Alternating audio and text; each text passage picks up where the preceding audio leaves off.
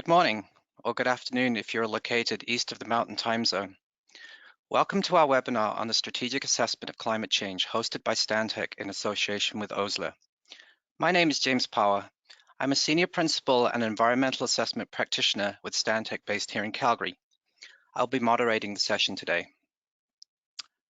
Our one-hour live event includes 3 presentations followed by a panel discussion in which we will unpack various aspects of the Strategic Assessment of Climate Change, or the SAC for short. Before we begin, I want to explain the process for asking questions during the webinar. We provided an opportunity for you to ask questions during the registration process and received a number of questions in advance. We thank you for taking the time to do that and have used your input to draft several of our panel discussion questions. Also today, we have a GoToWebinar question box available for you to send in additional questions as we go through the presentations and begin the panel discussions. We will try to ask as many of these questions as we are able to during the event. If we don't get to your question, we suggest you reach out directly to the panel. We will provide contact information for each presenter at the end of the session. We will also be sending out a link to a recording to all participants after the event. I would now like to kick off our event with a quick safety share on the topic of emergency preparedness. The topic seemed appropriate given the sudden onset of winter here in Calgary and the links between our theme today, emergency preparedness and climate resiliency. This slide reminds us that it can take some time for emergency services to reach us after a disaster event, but that there are preparedness steps we can take for ourselves, for our families, and for our co-workers. I'm not going to go through the list of items on this example emergency preparedness kit. I'm sure many of you went through an exercise like this in March of this year at the onset of the pandemic. Maybe just take this as a prompt to review and refresh your own emergency preparedness plans, given we are entering the winter season and the risks we have to manage now are a little different than those we faced 7 months ago.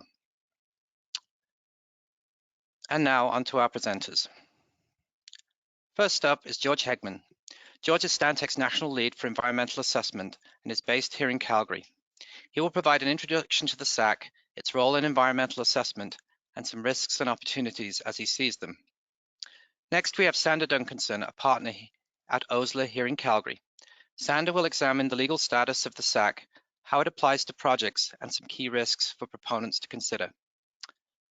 Finally, we have Nicole Flanagan, Stantec's Climate Change and Sustainability Lead. Nicole is based in Ottawa. She will speak about emission assessment and pathways to net zero. So over to you, George. James.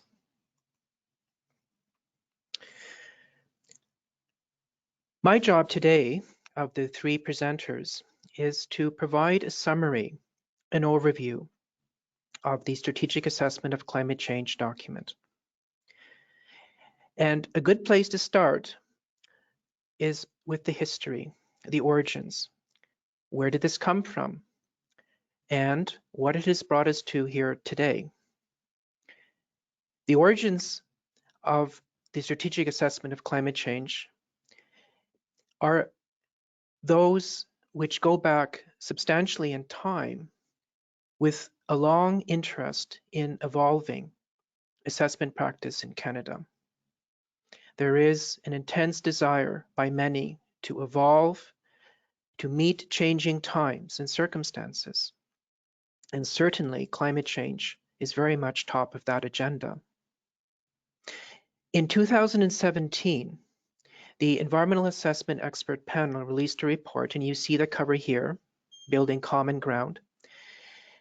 And it provided, if you will, the philosophical foundations that, along with much other input and comment from the Canadian public, resulted in 2018 with the introduction of first reading of what we knew then as Bill C-69, within which was the Impact Assessment Act, the cover which you also see on the screen. And what came from that eventually in 2019, when we had the conclusion of the process to develop the Act and it came into standing, was within it what's referred to as factors to be considered. And these form certainly some of the fundamentals of what would constitute information requirement for environmental assessments. And within there, and in section 22.1, subsection 1, as you see, it includes the extent to which the effects of the designated project hinder or contribute to the Government of Canada's ability to meet its environmental obligations and its commitments in respect of climate change. So there it sits. And the question then, and certainly still today, is what is the manner in which one will respond to that? There it sits in the Act. Now we have the job of moving ahead under the new Act, and within it, within providing the environmental assessments, now called impact assessments, how do we respond to that? So there is, in the form of the strategic assessment of climate change, a substantial and very beneficial guidance that will provide the opportunity to answer that at first very large question. In summary, the purpose of this document, this guidance, it's 20 pages, which you will see the cover here and also underneath the dedicated website where you can obtain that document and more information. But the purpose is at least to define what to assess in impact assessments for greenhouse gases, and secondly, how to achieve net zero emissions by 2050. Now, in 2018, Government of Canada released a discussion paper for this document. In August of last year, a draft came out, and in July of this year, a final, albeit it was updated to October of this year to provide some further refined guidance. Very much an indicator of how much guidance in such times is a living document and always needing to respond and improve. Now, the purpose of the document, as I've discussed here, is for projects subject to the physical activities regulation or to ministerial discretion. And therefore, it's applicable to projects subject to the Impact Assessment Act and the Canadian Energy Regulator Act. As such, what is assessed and is not would be useful to know. After all, greenhouse gases is as a element introduced into the atmosphere, something which is of federal interest. But it's not necessarily the case that through at least regulatory assessment, everything will be assessed. What you see on the left here is that, and this is straight out of the physical activity regulation, that there are a variety of major project types which are assessed, and you can see them listed here, many quite familiar to many of us. However, on the right, you will see examples of human activities that are not assessed, and certainly there are many. There are many emitters in Canada, and as you will see on this slide, where the emissions come from, in my estimation, if one looks technically and purely at what the so-called project list or physical activities regulation says, that maybe 35% of total emissions in this country are covered. And yet we need to remind ourselves that of so many mechanisms available to manage the very large and ever-evolving issue in terms of climate change response, that individual project assessments certainly can do their part. So beginning with a brief summary and encapsulation of this 20-page document. It begins with describing the types of emission calculations that are going to be needed in the application, including net greenhouse gas emissions, something that will be discussed later in these presentations, emission intensity and upstream emissions. In some ways, the guide is a means to provide further details in terms of how to do certain arithmetic, how you go and search for and what type of certain information. And all of this brought together here to again advance the understanding as to how to move ahead when one is moving into the assessment process, which is in this document keyed to the fundamental 5 steps that the Impact Assessment Act reflects in the process from the beginning, as we see in Part 1 planning, or moving on to Phase 2, the impact statement, Phase 3, impact assessment, decision-making, and post-decision. And in this stepwise fashion, there are certain needs and certain things that are happening along the way. And hence, the strategic assessment of climate change reflects that. And so, the first 2 steps, planning and impact statement, require certainly a lot of involvement and engagement by proponents, and specifically in regards to these requirements, the understanding that there's an initial detailed project description required. You will talk about emission estimates, carbon sinks, alternative means. A tailored impact statement guideline is coming out of that. There will be detailed greenhouse gas emissions assessment in your impact statement, where now those details come into place. You will be looking at an impact on carbon sinks, federal emissions reductions, global greenhouse gases. You look at mitigation measures, including best available technologies, climate change resilience, upstream greenhouse gas, and net zero plan is discussed. The agency continues with steps 3 to 5, impact assessment, decision-making, and post-decision. And within these steps, of course, the agency and other parties will be reviewing the material that has been provided in the form of the impact assessment, certainly examining some of the key aspects that I've mentioned, and as you can see here on the screen, all culminating in the public interest test. So what I wish to do is to conclude with making a few observations. I would first like to reiterate that this is a very useful document. It is timely and it's beneficial. It's very much needed.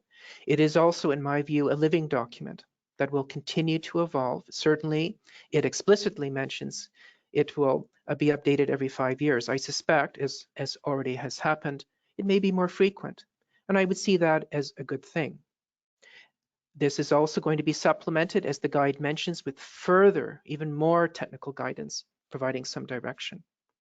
But in terms of some observations, I would see that as a low risk, majority of emissions are not subject to the Act.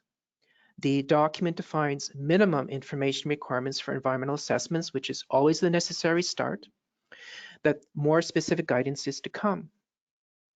Perhaps as a moderate risk, current uncertainty and little precedence is yet available in terms of what constitutes the full evidentiary requirements for emissions calculations. And to its credit, amongst many useful things in the guide, it gives certainly some attention to addressing understanding uncertainty.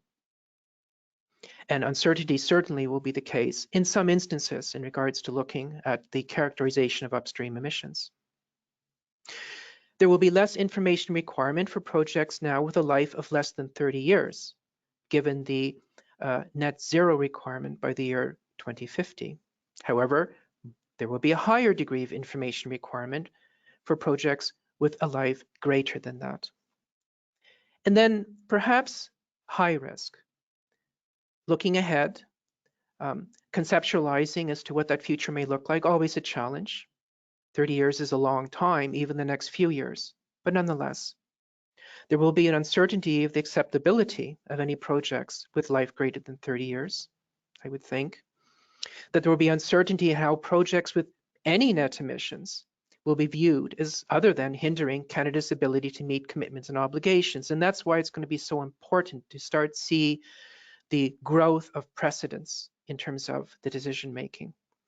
There may eventually be the inclusion of downstream emissions, and there may be further expanded designations from ministerial discretion, given that atmosphere is a federal interest, and increasing pressure by some for the rejection of any emitting projects. With that, I will hand off to the next session. Sander, please.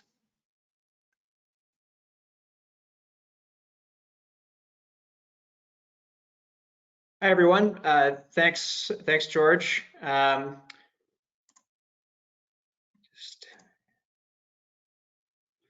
So as the token lawyer on this panel, I'm going to start off with a few comments about the legal effect or status of this document. And to start off there, this document is a strategic assessment under the Impact Assessment Act.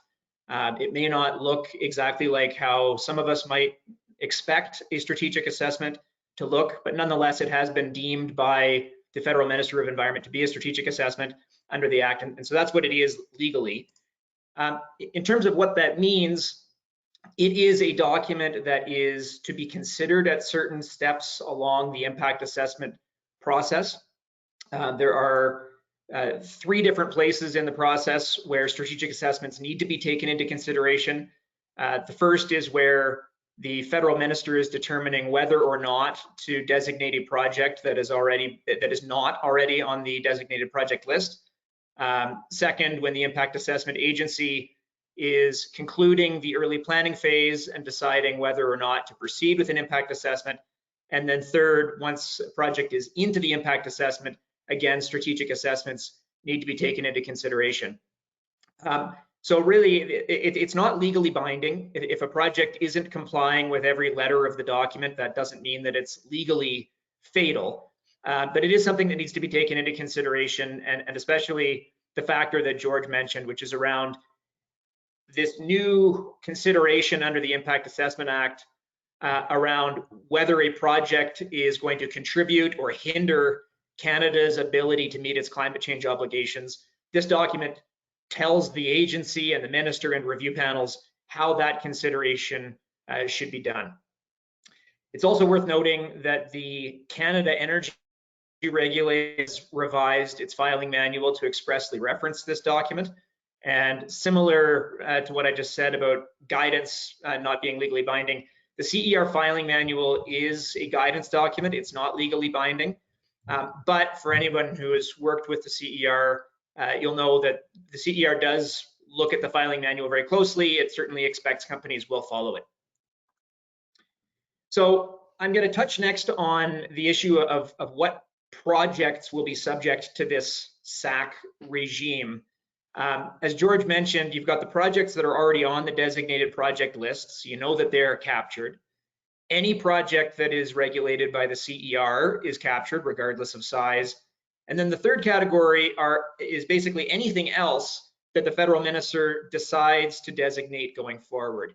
And this discretionary power available to the minister is something that has existed for several years. It existed under SIA 2012, which was the former legislation.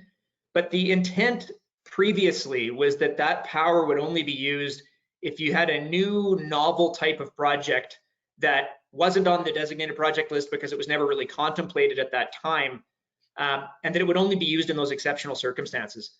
Now we've seen the federal minister more willing to designate projects than previously, and so this may be used as a tool to bring projects into this federal impact assessment regime more generally, but this SAC regime specifically, and we saw this recently with the Vista Coal project.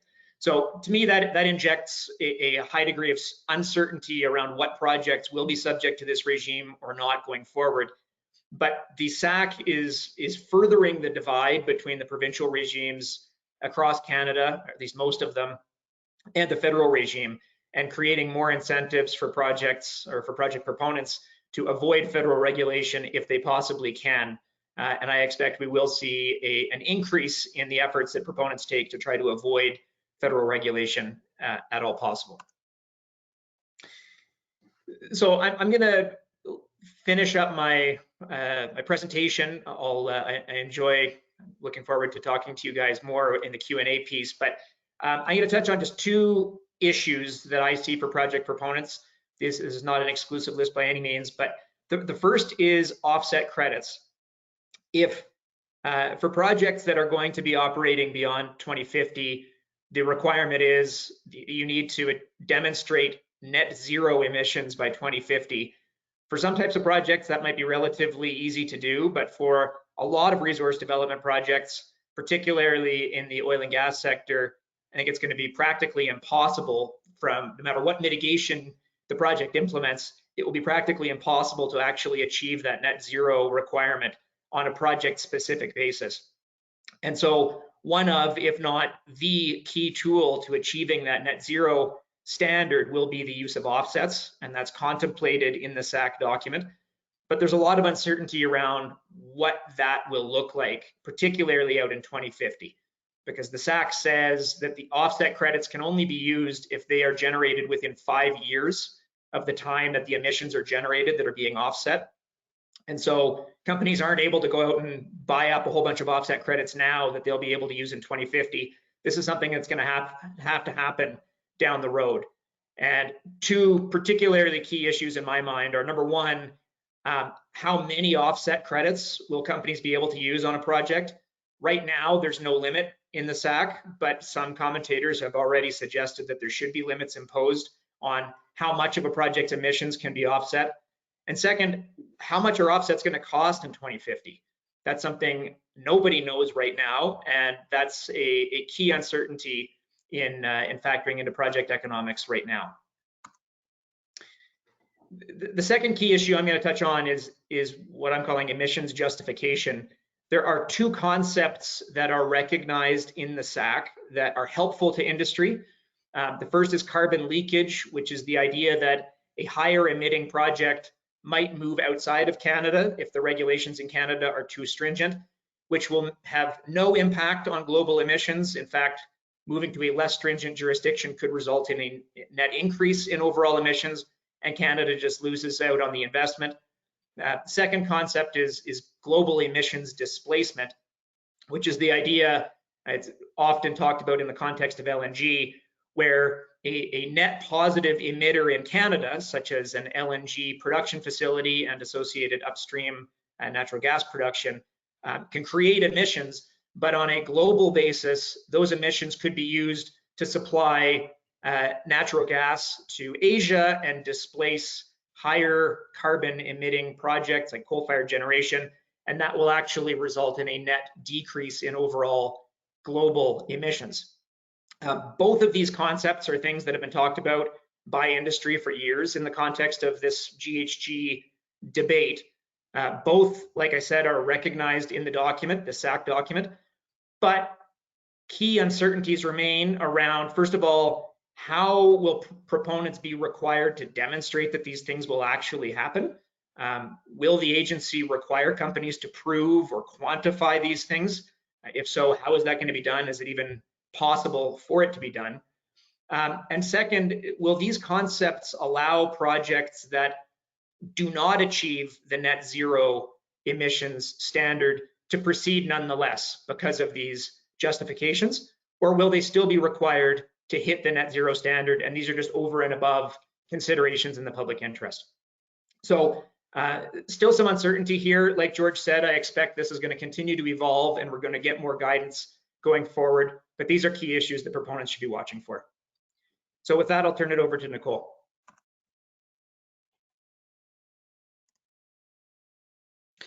Thanks, Sander.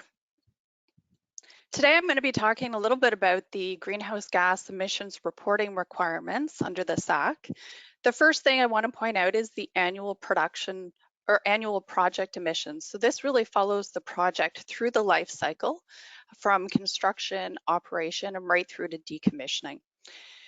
There's also a requirement to report the emission intensity. So this is the emissions generated per unit of production during the operation phase. There is also an upstream greenhouse gas assessment for facilities where there is anticipated 500,000 tons or greater, and that threshold declines each decade until 2050. There's really two pieces to the upstream emissions analysis, and that is what are the upstream emissions associated with the project and what of those emissions are incremental. So in other words, what is additional to what we would already anticipate? So a pipeline project may have very high upstream emissions and very high additional emissions, but if it's replacing another pipeline, then we would expect the incrementality of those emissions to be quite low. There is also a requirement for best available technology, or BAT, and best environmental practice, BEP, assessment, and a credible plan for infrastructure that extends beyond the 2050 year, a credible plan to net zero. So let's look at equation 1, and this is really the net greenhouse gas emissions associated with a project. In this case, it is taking the direct greenhouse gas emissions, also known as scope 1, or the emissions occurring at the project site from things such as stationary combustion, flaring. We want to add the acquired energy emissions, so often referred to as scope 2, and traditionally emissions associated with the import of energy, such as electricity or steam, heat, and cooling. We subtract out the CO2 captured, or carbon capture and storage. We subtract out avoided domestic emissions, and that could be energy efficiency at the project site. It could also be emissions that are avoided because there's been a replacement from high emission intensity facility to a low emission intensity facility. Those can count as avoided emissions. There's also, and this was really new to the most recent October final SAC publication, emission reductions separate from the project. And it talks about those being at the corporate level, but really those have yet to be fleshed out in a way that we can comment on those. There is a reference to the climate lens assessment to look at some of these avoided domestic emissions and how they can be quantified. And then finally, offset credits can be subtracted. And so these are credits representing a GHG reduction elsewhere. In the initial stages, the project description is going to contain a very high level statement on greenhouse gas emissions. It's going to really be contingent on a number of assumptions, very broad, vague information going into the greenhouse gas statement, because we really don't know a lot of the details. It's anticipated that throughout the process, by the time we get to the final, there's going to be a fairly refined calculation that relies on fewer and fewer assumptions. So I want to go through an example of a best available technology, BAT, or best environmental practice, BEP, assessment. And this is going to come back when we talk about the credible plan to carbon neutral. So I just want to go through this. This is entirely hypothetical to show an example. And essentially, we would go through our BAT and we would say, is this technologically feasible? And in this case, we've identified BAT 1 is not technologically feasible, and we kind of drop that from further assessment. Then we identify 3 other BATs, and those are technically feasible, but they may not be economically feasible. And the point really is they're not economically feasible right now, but we don't know too much about what is going to happen in the future. We know that the price may come down for technology, the cost of carbon may go up, and that may drive the return on investment in undertaking some of these BAT and BEPs. So in this case, we provided a justification why it's not economically feasible.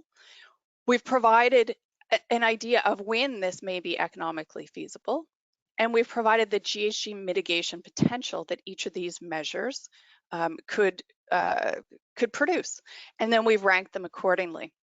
And we've ranked them by the GHG mitigation potential. But what you'll see as we move into the carbon neutral plan is what really becomes pertinent is when does this become economically feasible?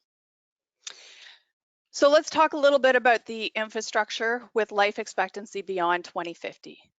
These will require a pathway to net zero. So I've put the equation back on the screen. This is the same equation we went through, and now with the additions and the subtraction, we need to get that equation down to 0.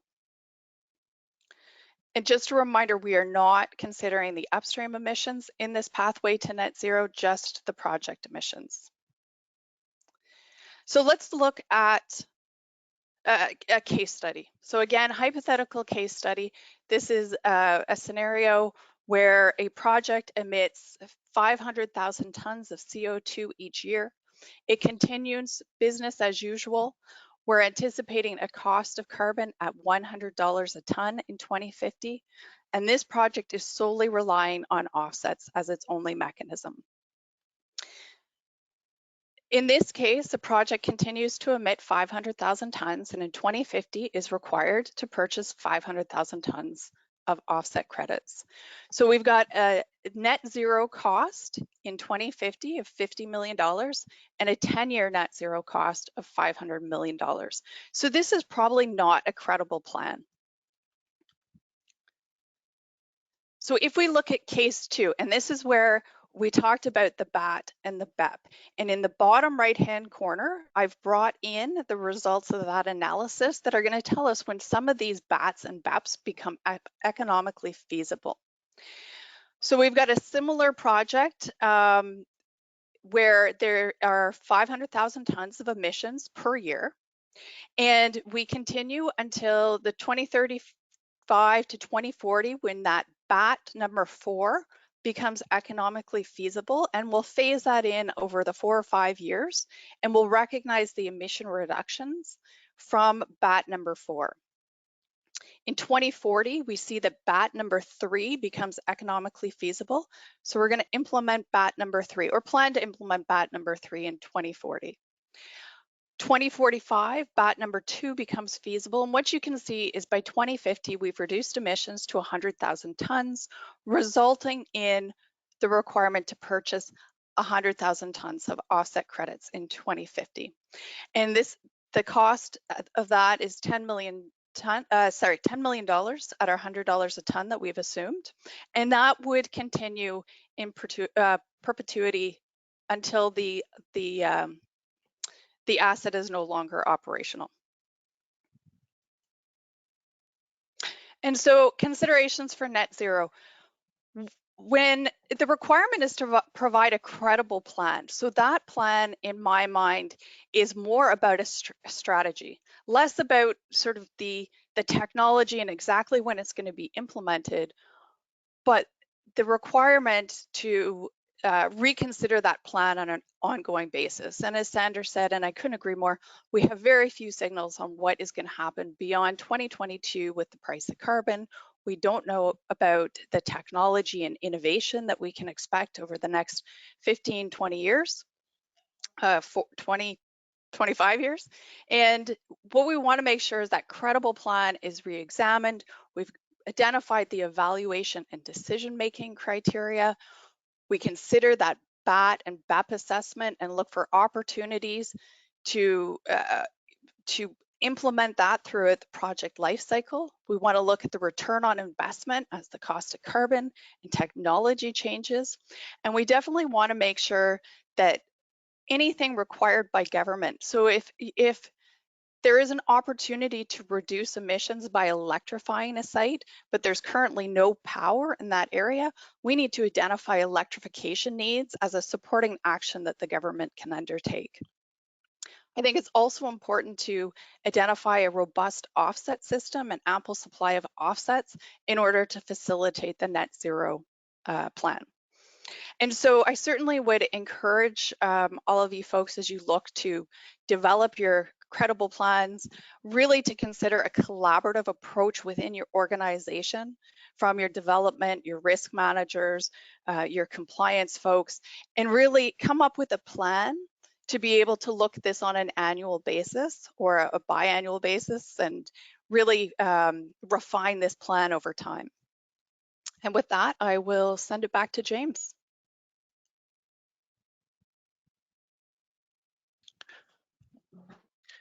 Thank you for 3 great presentations. I just wanted to remind everyone again that we have an option to send us questions on the fly. The panel wants to be tested on some questions they've never seen before. But we'll move into a panel session, and I'll start with the first question. So net zero has received a lot of attention, including from today's participants through some of the questions we received. Nicole already really covered this, but I wonder if George and Sander have any comments on what a credible plan for a project to achieve net zero by 2050 might look like.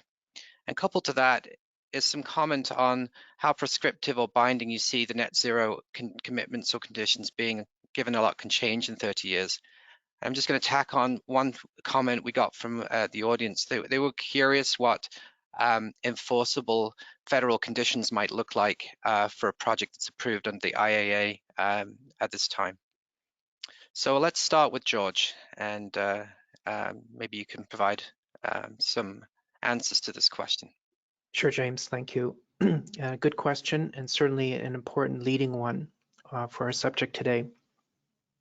I'm going to provide a general response as an EA practitioner, and that is again, what constitutes the nature of an information response?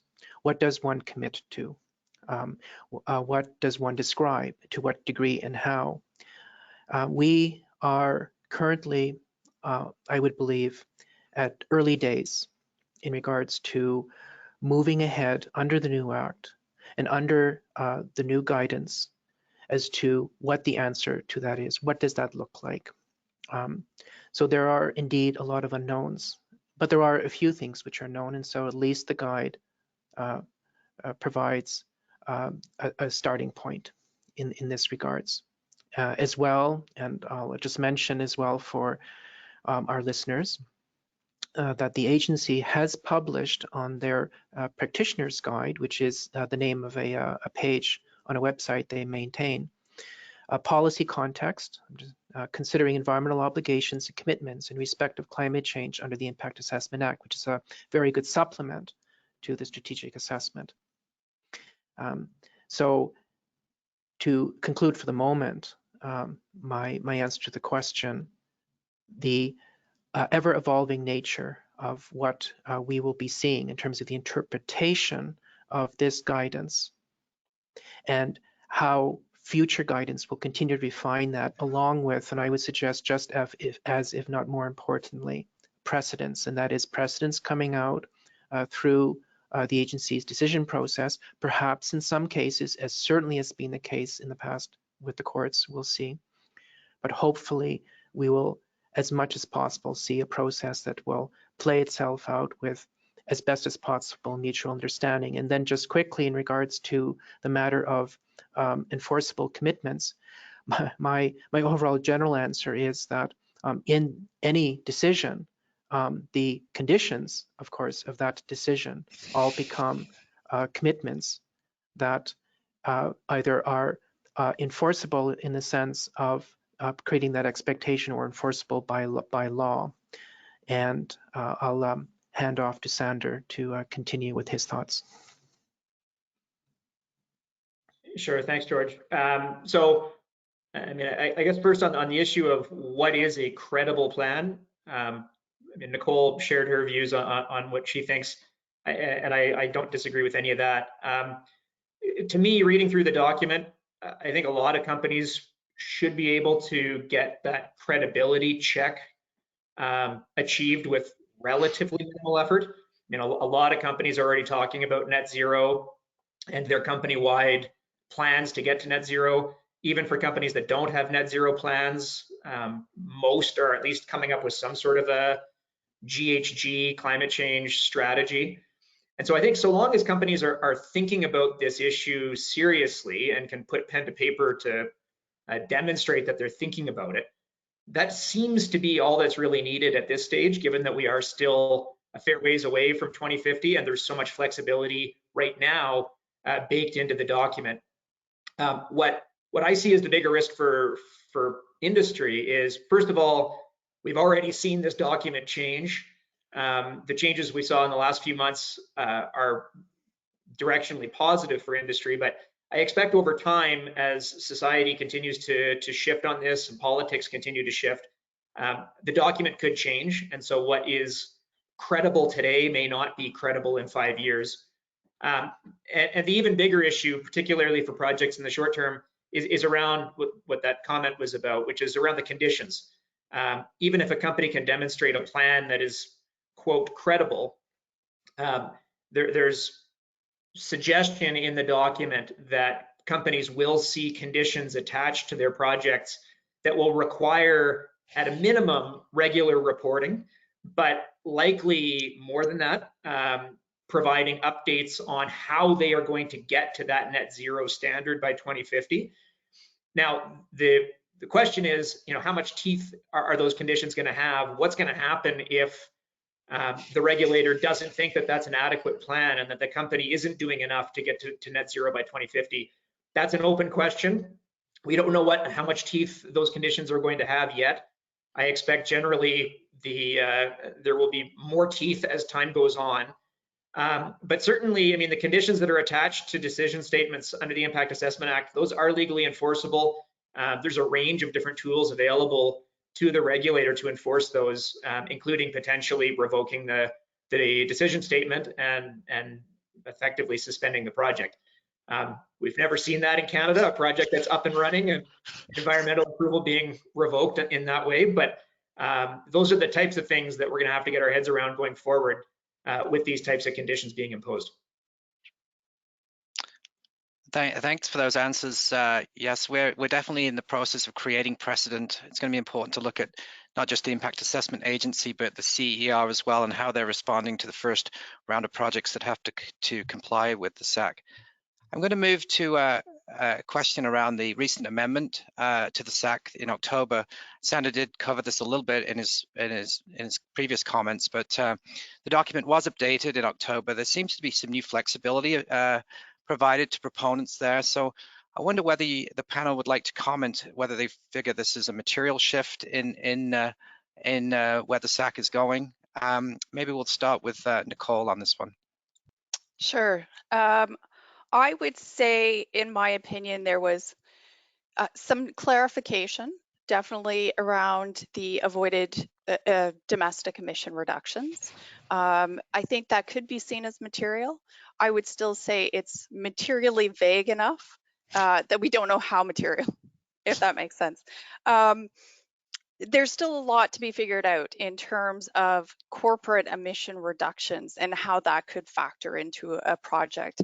My advice on that is to make sure that if you are planning on a project at the corporate level as opposed to the project level, it should be designed in as robust a process as possible, looking at how offsets are developed, making sure that you have quality assured data, making sure you have a data management system that supports all the claims. The other comment I would have is that it made it a lot clearer that the credible plan is anticipated to be updated on a regular basis. And I think, a lot of people couldn't figure out how you would proceed without requirement to update it because, as discussed, we don't know the cost of carbon or technology at this point so far out. George, Sander, do you have any other comments on the update? Nothing to add from me. Yeah, the only thing I'll say, I touched on this before. I think directionally the changes are positive. So for example, one thing that I see as being a big positive for industry is this recognition that a company might be able to achieve net zero kind of on a company-wide portfolio basis. That doesn't mean that every project in the portfolio will be net zero. And there's a recognition that that can be done going forward. And that's just one example of something that's been included in the plan that I think is another tool that gives industry some flexibility. But again, I don't see the issue as being one of demonstrating credibility in the short term. I see the issue being more about how this thing continues to evolve and what the conditions are that start getting slapped on these approvals and how those are enforced. And certainly the changes that we saw this last month don't help at all in that regard. Okay, thank you. I'm going to go with my big picture question of the day. So how much is the SAC really adding incrementally to the requirements and expectations that already exist? We have corporate net zero commitments, we have conditions imposed by banks, funding partners, provincial government funding processes, carbon pricing processes, and so on. So how much is the SAC really a game changer? And I think we'll start with George on this one. Sure, James. So earlier when I had talked, I'd mentioned the policy document that the agency provides on their practitioner's website, which, by the way, provides quite a substantial number of, by way of links to many forms of guidance that will be useful in many accounts under the Act. But the policy document found there, specifically in regards to climate change, actually addresses this very point, and I'm looking at it right now. And in regards to the question, is the consideration of environmental obligations and climate change commitments new? Its answer is clearly no, they're not new. And I would agree generally with that. I would add to that, however, that what we now have in the strategic assessment, which I have been referring to mostly as a guide because pragmatically that's the way it is going to be used, that what is new is the beginning now of developing an understanding of what inevitably will and is already arising with the many nuances, the many questions. We have a situation where every point raised will raise a question, and those questions will raise yet even more. Certainly, it's a challenge to proponents at this time moving ahead, but as time progresses, we will be able to obtain improved understanding. And so new, yes and no. And again, in the larger context of evolving and adapting to not just a new act, but domestic and international drivers, circumstances as well, is going to mean probably a relatively fast-paced version of keeping up to date, both in order to allow, indeed, as the Act asks, how projects may have implications to Canada's commitments and obligations, but also how proponents for designated projects may best be able to proactively and with demonstrating the best due diligence proceed. Thank you. Nicole, do you want to take this one? I think this is really one more source of pressure, motivation for companies to look at the impact of their actions, their projects, and to plan accordingly. I think part of this is obviously the government has a policy to be carbon neutral, carbon neutrality plans by 2050, but I also think that part of this needs to be a signal to industry that regardless of where it's coming from, they need to start looking at these risks within their portfolio, whether it's through carbon legislation, whether it's through transitional changes from behaviors, whether it's a result of climate change. You know, these are all things that can impact projects and corporations financially. Any comments from Sander? Yeah, the only thing I'll add, like I said, I think some companies are already there in terms of this net zero standard, at least in the short term. They've made corporate commitments. So I think it would depend on who you talk to in terms of does this matter or not? I think certainly for some companies and some industries, this is a big shift. There's a lot of companies I think out there who do not have net zero on their radar, and if they have a project that falls into this regime, that would be a big step change for them. What I see as one of the key issues here is this is an example of the federal government kind of inserting itself in this climate debate on the sort of with respect to any projects that are subject to this impact assessment regime. As many people will know, there's been a lot of discussion and debate and conflict over the last few years between provinces and the federal government around who gets to come up with the rules for climate regulation, and is it emission standard, intensity standards versus caps, those types of things. This is an example of the feds clearly indicating that they will be the ones making the decision for these types of projects. And again, with the ministerial discretion, this is a step forward in terms of the federal government being more active in this area. Okay, thank you. We did receive a question from today's audience asking why projects with a 29-year lifespan seem to get off the hook with no need for a plan or a commitment to reduce emissions at all. While it may be more of a question for Environment Canada, can the panel comment on this? And I'm going to go back to Sander, I think, for first answer on this one. Sure, yeah, it's a good question. The way that the document is drafted, it's fairly clear that that net zero requirement only applies to projects that will be operating in 2050 and beyond.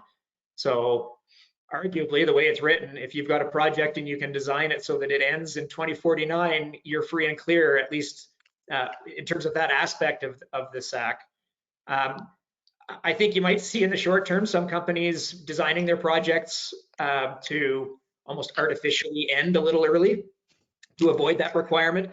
But I think the reality is this thing is going to continue to change. I mean, right now, 2050 seems to be the line in the sand. I think that will likely get blurred over time. And even for projects that are ending before 2050, I expect it's going to get more onerous for them as well. So you might see some short-term incentives, but over the long term, I don't see much change. Anyone else on the panel want to comment on the out clause for the shorter projects? Sure, I'll go ahead. It's interesting. There's an aspect here that's quite unique in my experience, and it's essentially a timestamp on an information requirement. Haven't seen that in this fashion before. But you're not entirely off the hook if you don't have to provide a net zero. There are still certainly various matters that you must address. You must demonstrate what I would refer to as the due diligence in demonstrating, again, as Nicole had mentioned, what constitutes as best practice. You must be able to prove and demonstrate that in the current conditions. Certainly, arguably, the net zero, which interestingly, by the way, was not in the August 2019 draft, but appeared in the July 2020, ostensibly the final version. That net zero, while indeed does certainly and understandably suggest to some sectors, some proponents, a more onerous condition, that there still is commitments, information that you need to provide otherwise. And just to conclude, 30 years is a long time. There is a lot that is going to happen within the short term, which I would characterize as the next few years, within which at least we'll have the benefit of hindsight, of precedents, and learn yet more, but certainly in those longer timescales. Thank you, George. Anyone else? I would just add a comment that many of these projects will have their own reasons for undertaking emission reductions driven by other provincial regulations or output-based pricing standard or a carbon tax, depending on their jurisdiction. So I think that there's a number of regulatory reasons out there that will drive the return on investment to reduce carbon. But I think that more and more companies are also recognizing the benefit of doing what they do in a more efficient way. And so I think there will be a number of also innovative technologies that we may see in the next 30 years that companies want to grab onto as soon as possible. Indeed, in a sense, what this, along with many other mechanisms, does is incentivize a variety of options to meet, indeed, the future that the Act is looking to, in the best way that it can, provide management opportunities for moving ahead into that future. Yes.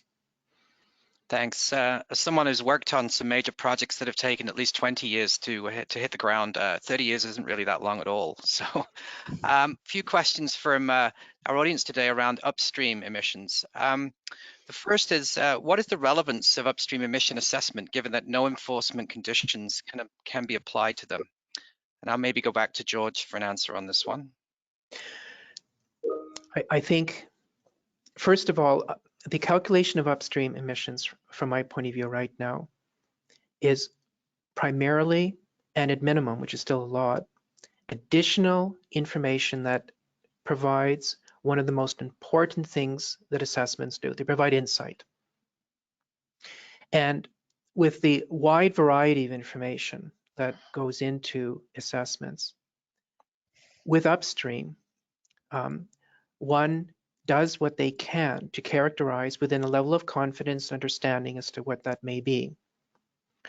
And if to any degree that may be questioned or falls short, I would suggest for the moment, and again in these early days, that a demonstration of whatever you can with the collection of that data, provision of the rationale and analysis, will move into the sphere of the decision making. And we have to remind ourselves that the nature of the provision of evidence contributes eventually to what really where this is all going. And that is to be included and in consideration with other matters as well, what would constitute the rationale for the approval and hence the fate of that application.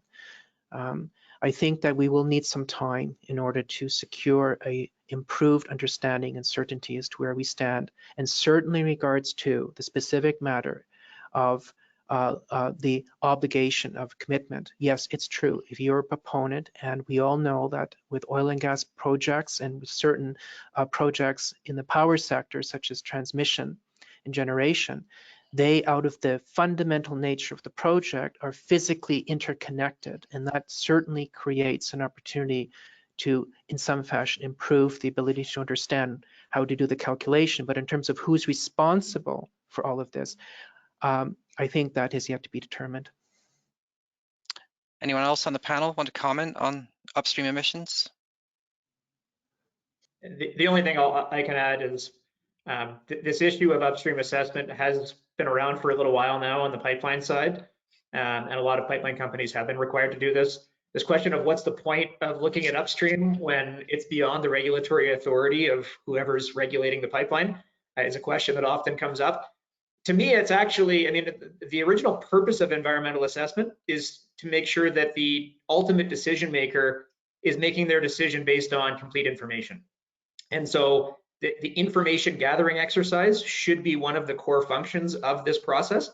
And even if there's nothing more than just information gathering, I do see some value in that, even though there is no regulatory enforcement aspect to what happens upstream. And there's a lot of question about, you know, when you're looking upstream, particularly with pipelines, how much of that development would happen regardless of whether that particular pipeline went in the first place. And so how useful is that information really? Depending on the project, some of those questions are worth asking. Yeah, a lot of the evidence we filed these days is in the realms of conjecture, so it's a little unfamiliar to us with a science background, but that's the way we're going. Another question we got was around if a project is moving from oil by rail to oil by pipeline, do we see that those as incremental or as new emissions? So it's kind of a technical question. I'll try Nicole first on that one.